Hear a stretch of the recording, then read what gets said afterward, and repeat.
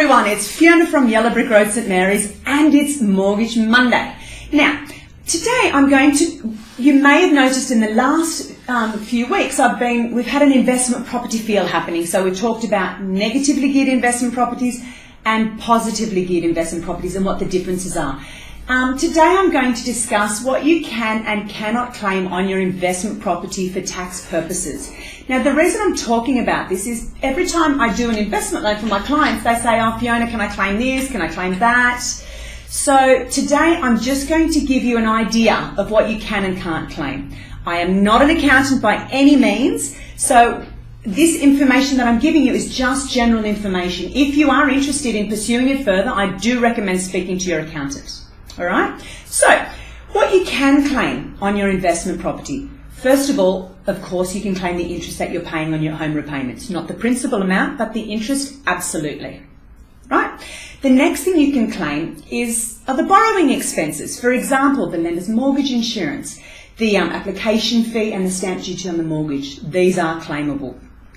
And council rates, strata fees, real estate management fees, even landlord insurance can be claimed as a tax deduction.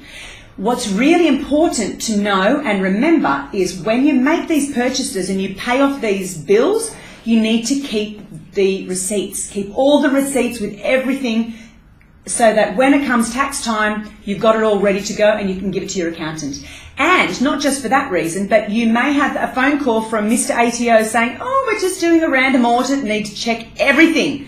You need to have your paperwork ready for them, all right? So keep all your receipts. Super duper important. What you cannot claim.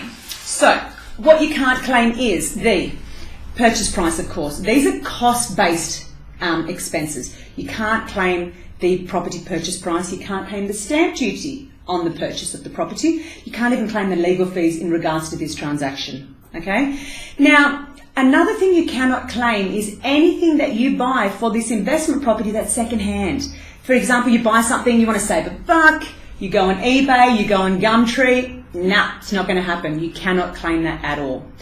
Now, now I'm only mentioning these points because these are the most common things I've been asked. Okay, now the last one is very new. So from the 1st of July 2018, you cannot claim travel expenses. Sorry folks, I know you bought an investment property in Queensland and you really need to go up there and take a short detour via Australia Zoo and Dreamworld. Well, you can no longer make claims. You can no longer claim tax deductions on trips to visit your investment properties. So sorry guys, didn't mean to burst that big bubble of yours.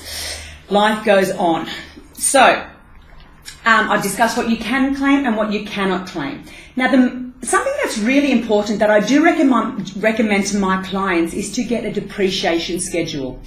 This is a schedule that you keep, and it's preferred if you're buying a property that's 20 years and younger, then you get a depreciation schedule done. It costs around $800 and you only do it once. All right? You keep this depreciation schedule. It's done specifically for that property, and you give it to your accountant each year because it has all the specific numbers that he needs to do the calculating on your property to see how much is depreciated over time specifically, it's just perfect, and it's helpful for your accountant as well. All right, so as I said, this is all general information. I've discussed what you can claim and what you cannot claim on your investment property and the importance of getting a depreciation schedule. All right, now, if you'd like some more information on who to call in regards to a depreciation schedule or how to get more information, feel free to leave a message in the comments box. And next week, I've been fortunate enough to get Joanne from Jigsaw Tax. She's taken some time out for us next week to have a chat about the most common things she comes across with her clients who have investment properties, just to give us a heads up. So that's it from me today. I hope you've learnt something new and exciting, and have a great week.